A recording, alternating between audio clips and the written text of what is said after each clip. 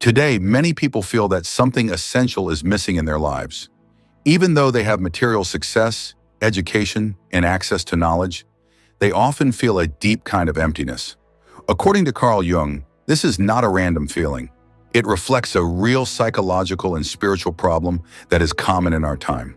Something deeper is being neglected, something that once gave life emotional depth and spiritual grounding. The modern person is in a very different situation than people in the past.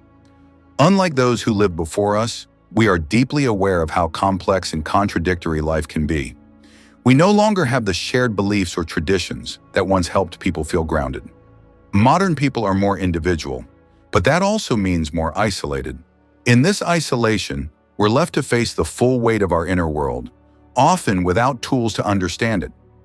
This spiritual problem isn't about having too little, it's about losing a sense of meaning. In fact, many people suffer not because of real physical or emotional problems, but because they no longer know what their lives are for. Jung describes it as a loss of direction, a kind of inner confusion. Meaning isn't created by thinking alone. It emerges from a deeper connection to something within. He points out that many people believe they have left behind religion or spirituality, thinking it's outdated.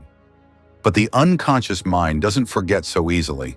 The old ways of thinking still live deep inside us, even if we don't believe in them anymore. And when they're ignored, they don't disappear.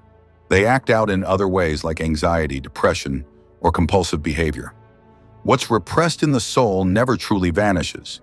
It returns in disguised and disruptive forms. Scientific progress hasn't solved this inner crisis. In fact, it's made it worse. Science has helped us understand the outside world, but it hasn't helped us understand ourselves.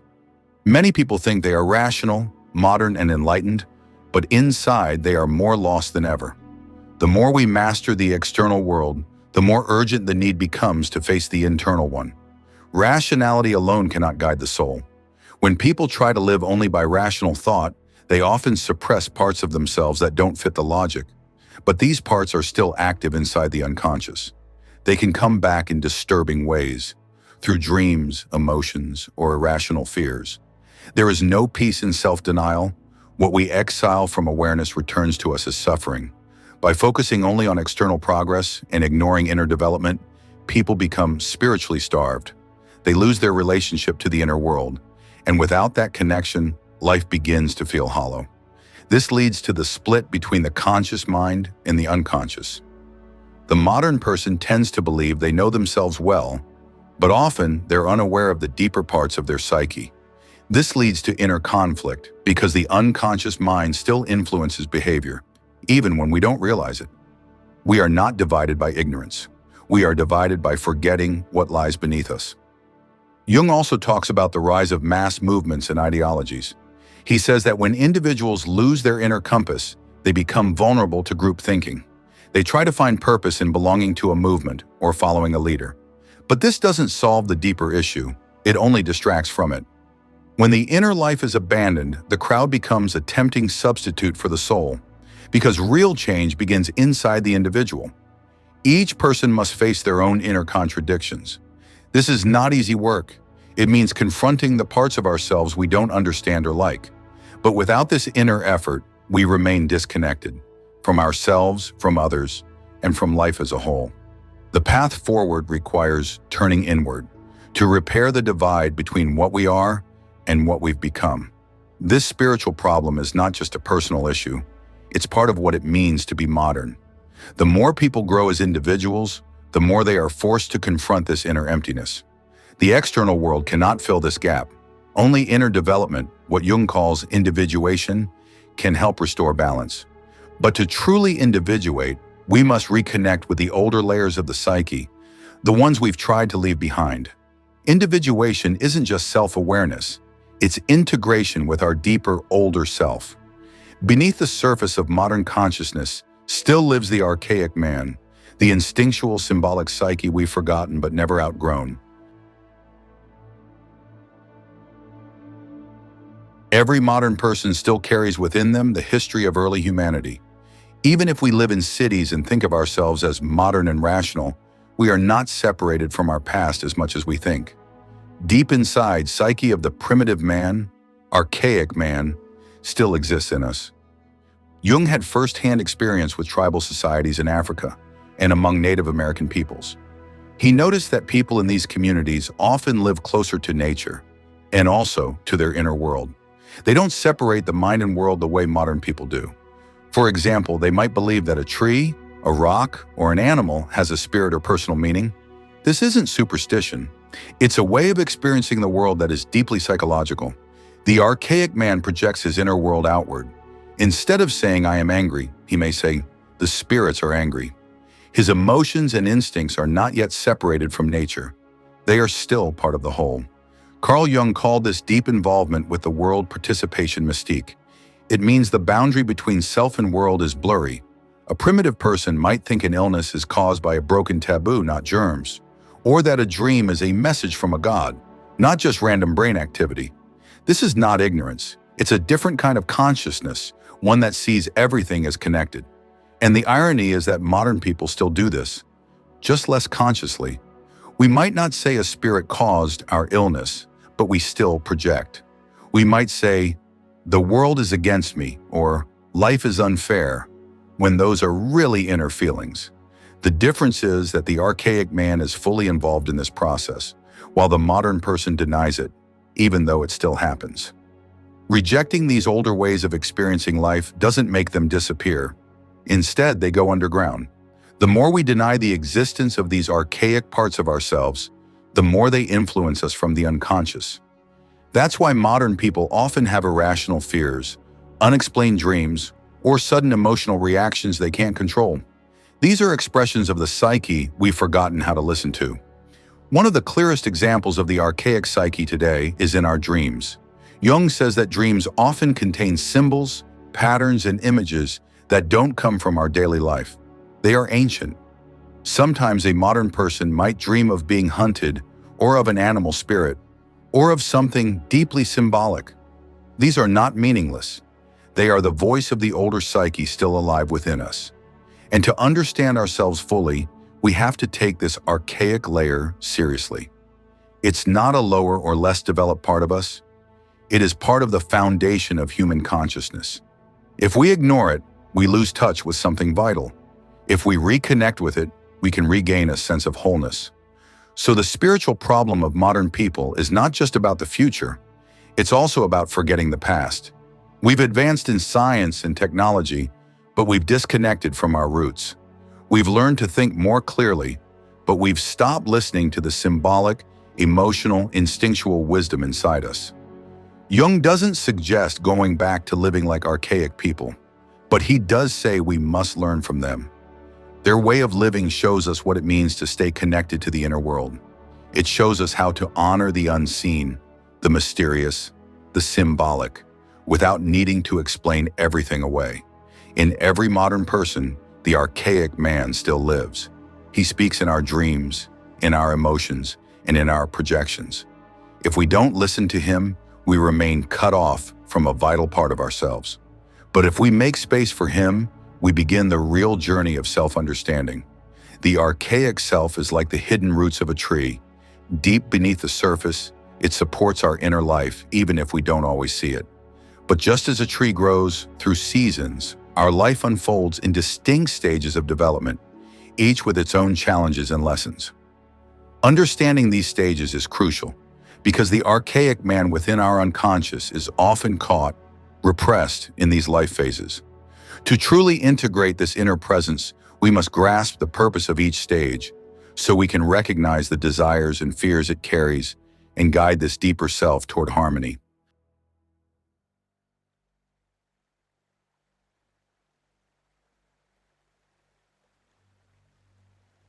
Life doesn't move in a straight line. It unfolds in distinct stages, each with its own tasks and challenges. Many people assume that the human personality develops steadily throughout life, but development doesn't simply continue upward forever. Like the sun, life rises, reaches a peak, and eventually descends. The first half of life, the morning, is about building. It's when people shape their identity, build careers, form relationships, and find their place in the world. The tasks of this phase are clear: establish independence, pursue education, create a livelihood, and build a family. This is a time for outward movement, for expansion into the world. In these years, success means adaptation, figuring out how to function in society, how to meet expectations, how to find and fulfill a role. The personality is shaped by external demands. A young person must prove themselves, take risks, and create something from nothing. The drive to achieve, to win approval, and to claim territory is natural during this stage. And yet it's not without tension. There's often anxiety about making it, about being seen, about becoming someone. But that struggle has a purpose. It forms the foundation of adult life. At some point, usually around the middle of life, the values that once seemed so important begin to lose their meaning. Questions arise that didn't seem urgent before. Why am I doing this?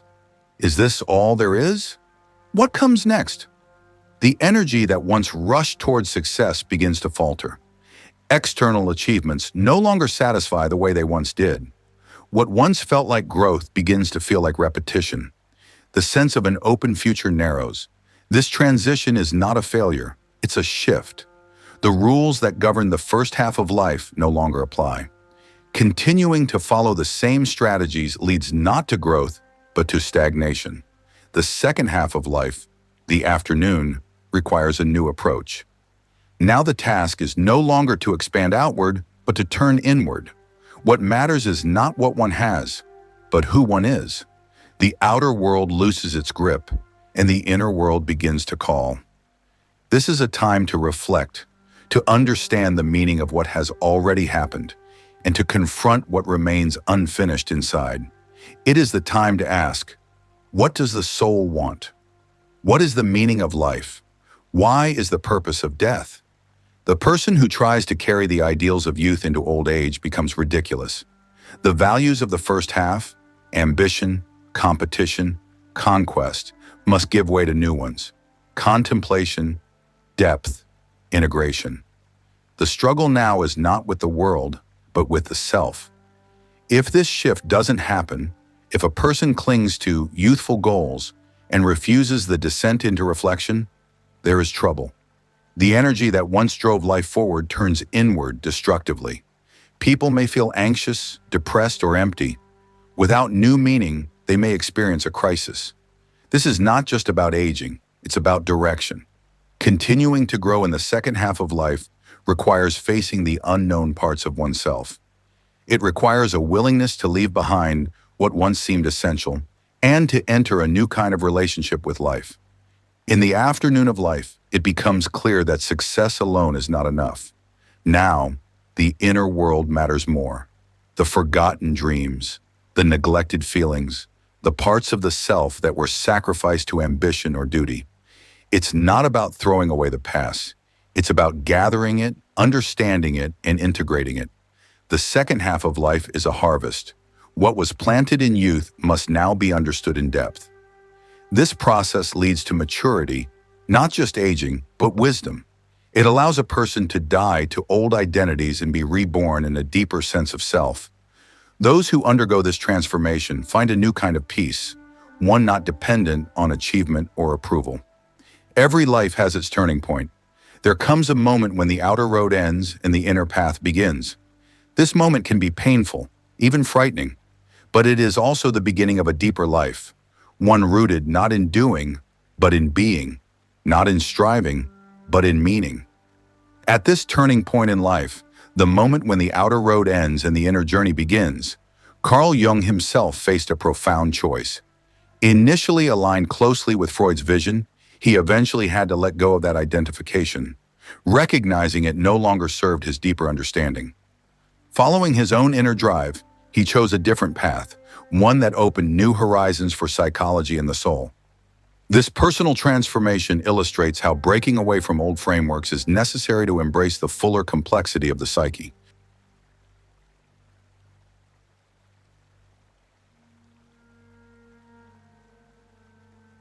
In the early days of psychology, it seemed there could be one shared path. That path began with Freud, the founder of psychoanalysis. He opened the door to the unconscious, revealing a hidden realm of instinct and repression. But that path would eventually split, because Jung, his close collaborator, began to see the psyche in a fundamentally different way. Freud's contribution was extraordinary. He showed that human beings are shaped by unconscious forces, that behind every action, dream, or symptom might lie repressed memories or unacknowledged desires. His theory focused on the libido, the life energy he saw as fundamentally sexual in nature. Neuroses, to Freud, were the result of blocked or misdirected sexual energy, often originating in early childhood. This explanation offered clarity, precision, and power. It made sense of behavior that had long seemed irrational. Freud's method, free association, dream interpretation, and transference, provided a way to bring repressed content into consciousness and thus relieve suffering. But Jung began to notice limits in this framework. Not every neurosis stemmed from sexual repression. Not every dream pointed to hidden desire. Some cases didn't fit Freud's model. There were dreams and symbols that seemed to carry deeper meanings, not sexual, but spiritual. The human being could not be reduced to a biological machine driven only by instinct. Jung saw the psyche as far more than just a conflict of drives. It was a dynamic system with its own inner development. It reached not only backward to childhood, but forward toward growth. And in this, he began to part ways with Freud. For Freud, the unconscious was like a basement, filled with repressed thoughts, forbidden desires, and instinctual urges, all of which are personal in nature. The task of therapy was to make the unconscious conscious, to free the individual from hidden compulsions. Jung acknowledged that the unconscious contains personal repressed material, but he expanded this concept significantly. He introduced the idea of the collective unconscious, a shared inherited reservoir of human experiences and archetypes common to all humanity. This deeper layer of the psyche is not merely a repository of repressed desires, but a source of creativity, transformation, and healing. Dreams, in Jung's view, are not just distortions to decode. They are messages from the deeper self, offering guidance and insight. The unconscious, therefore, is not solely a source of pathology, but also a wellspring of wisdom, leading individuals toward wholeness and self-realization. Freud regarded religion as a collective neurosis. He believed that religious beliefs were illusions, projections of infantile wishes for protection and order. Religious rituals were, to him, defense mechanisms against fear, particularly fear of death. Jung, however, found that religious symbols and myths emerged spontaneously in the psyche, across cultures and throughout history. They were not merely delusions but expressions of psychological truths. For Jung, the religious instinct was as real as any other. It expressed the soul's need for meaning, for wholeness, for connection with something greater. Freud treated symbols as disguises, indirect expressions of forbidden thoughts. For him, a symbol in a dream had a fixed, hidden meaning.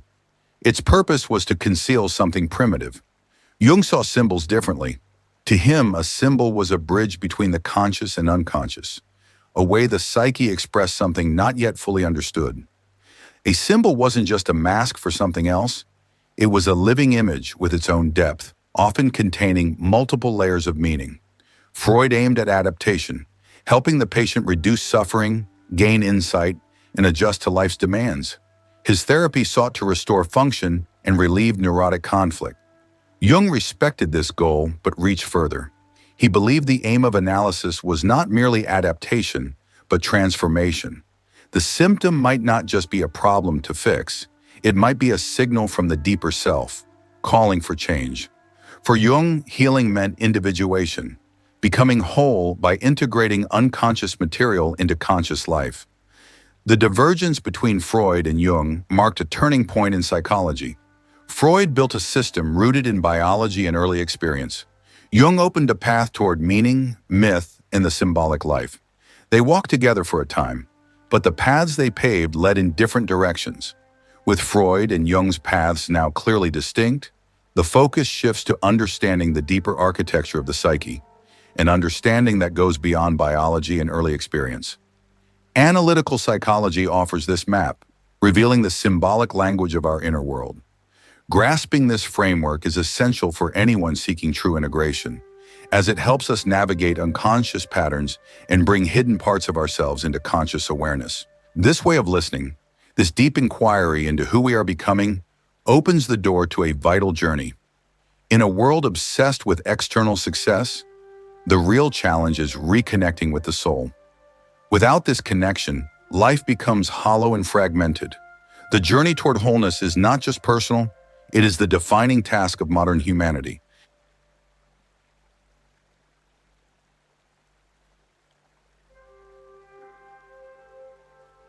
The psyche is not just a chaos of urges and memories. It is a structured system, a living organism. It moves, grows, speaks. It has architecture, and that architecture cannot be reduced to biology alone. Analytical psychology offers a map of this inner world, a map based on decades of listening to dreams, symbols, and the stories people carry in their unconscious. Freud's model explained a great deal. It showed how repressed instincts and unresolved childhood conflicts shape behavior. But it stopped short. It did not explain why people sometimes experienced inner growth that went beyond recovery, why symbols appeared that felt more like revelations than repressions. Freud's model was primarily retrospective. It looked backward to causes in early life. Jung's approach added something new, a view of the psyche that looked not only backward, but forward, toward development, integration, and transformation. Analytical psychology begins with the recognition that the psyche has both conscious and unconscious parts. Consciousness is limited. It contains only what we are currently aware of. But most of our thoughts, feelings, and inner dynamics lie below that surface, in the unconscious. The unconscious, in Jung's view, is not just a personal storehouse of forgotten memories and repressed desires. It also contains universal patterns. These patterns, called archetypes, shape how human beings dream, imagine, fear, and hope. They are not invented by the individual. They are inherited structures of the mind. Every person wears a mask, a persona. This is the image we show to the world. It allows us to function in society, to play roles, to be accepted. But over time, the persona can become rigid. It can take over. We begin to confuse the mask with the self. Behind the mask lies what Jung called the shadow. These are the traits we reject, deny, or fear. Often they are parts of ourselves we were taught to hide: anger, vulnerability, envy, ambition. The shadow is not evil. It is simply everything we refuse to see. But unless it is faced, it acts out. The task of inner work is to become aware of the shadow and integrate it consciously. Within every man there is an inner feminine image, the anima. Within every woman there is an inner masculine image, the animus. These are psychological opposites. They arise from centuries of human experience and are reflected in myths, art, and dreams. The anima may appear in dreams as a young girl, a mother, a sorceress, or a guide. She represents emotion, relationship, imagination, and soul. The animus appears as a wise man, a critic, a warrior, or a preacher. He represents reason, spirit, and opinion. To ignore these figures is to remain unconscious of powerful inner forces. To engage with them is to grow. Through this engagement, the individual becomes more whole. At the center of Jung's psychology is the idea of the self. The self is not the ego. The ego is the center of consciousness, the I. The self is something greater. It is the totality of the psyche, conscious and unconscious, personal and collective. It is the whole of what one can become. Individuation is the process by which a person becomes who they truly are. It is not about perfection, it is about wholeness. It involves a confrontation with the shadow, integration of opposites, and a gradual unfolding of the inner truth of one's being. This process cannot be forced. It unfolds naturally when the individual listens to the unconscious, through dreams, symptoms, imagination, and symbolic experiences. In analytical psychology, therapy is not just diagnosis and cure. It is a dialogue, a living encounter between two people. The analyst is not an authority who fixes the patient. Both are changed in the process. The goal is not to fit the patient into a pre-existing mold. It is to discover what the psyche is asking for, what path the inner voice is trying to walk. The analyst must listen not only with knowledge, but with humility. Often, the unconscious knows more than either person. Symbols are central in analytical psychology.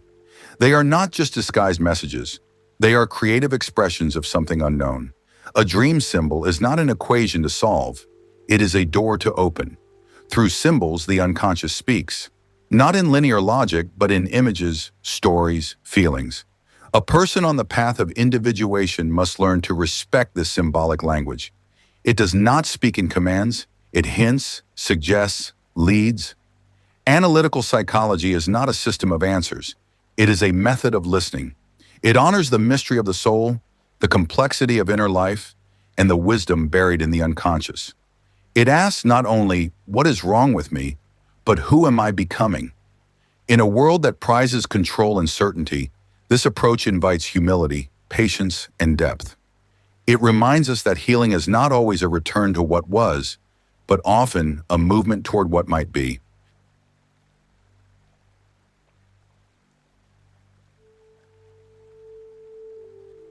The greatest danger to modern man is not the bomb, the machine, or even external catastrophe.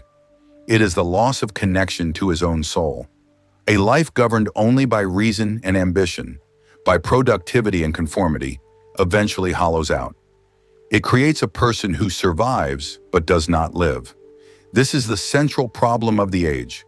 Not material poverty, but inner emptiness. Not a lack of comfort, but a lack of meaning. There comes a moment when the outer life no longer offers answers. The old goals lose their power. The habits of youth, once thrilling, now feel empty. At this threshold, many feel lost. Anxiety, depression, confusion set in. Not because something is wrong, but because something deeper is awakening. This shift is not a breakdown. It is a call to turn inward, to begin a new journey, not one of outward conquest, but of inner understanding. The world today pushes individuals to fit into systems, to become efficient, productive, predictable. But the psyche is not a machine. It does not thrive on sameness. It thrives on growth, struggle, discovery. In every person lies a unique configuration of the inner world. To ignore it is to live a borrowed life. To engage with it is to become a true individual, not in a selfish sense, but in the sense of being whole, aware, and responsible. The modern person must face this task, to become themselves in a world that pressures them to be someone else. Science can explain the mechanics of life, but it cannot give it meaning. Religion once offered answers, but for many it no longer speaks in a voice they can understand. What remains is the psyche itself, the direct experience of inner life.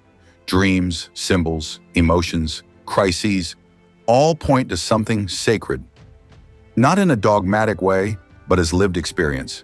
The modern task is to reconnect with this inner sacredness, not through belief, but through honest attention to the soul.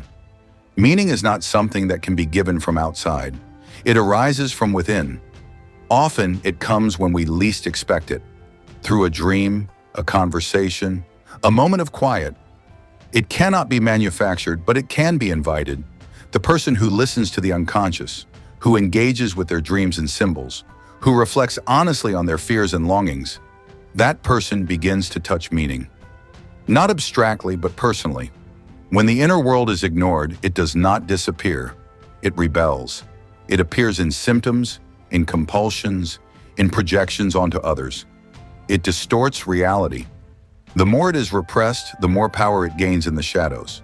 To begin healing is to stop running, to stop pretending we have all the answers. It is to accept that the unconscious is not our enemy. It is our forgotten teacher. It contains not only pain, but wisdom. Dreams are not nonsense. Emotions are not errors. Inner images are not illusions. They are messengers. If listened to with care, they guide the individual toward integration, toward becoming whole. The journey toward wholeness is not completed in youth. It is a lifelong task. Each stage of life brings new challenges, new symbols, new opportunities for growth. What worked at 20 may not serve at 40. What comforted in middle age may feel false in later years.